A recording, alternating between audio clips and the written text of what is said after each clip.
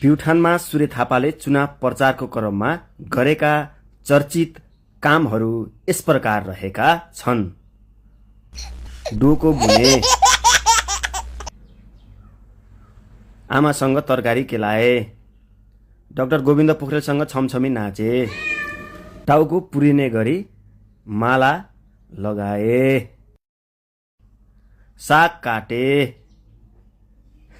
ज्यामीहरूसँग गाह्रो पनि लगाउन सिके,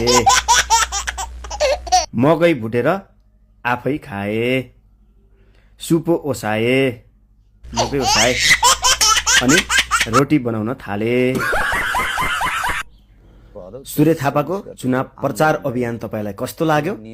बाँकी तपाईले के गर्नुभएको छ उहाँको देखेका कुराहरू कमेन्ट गर्नुहोला र कस्तो लाग्छ भन्नुहोला है त। ल, नेपाललाई खरानी बनाइएको घटना हो।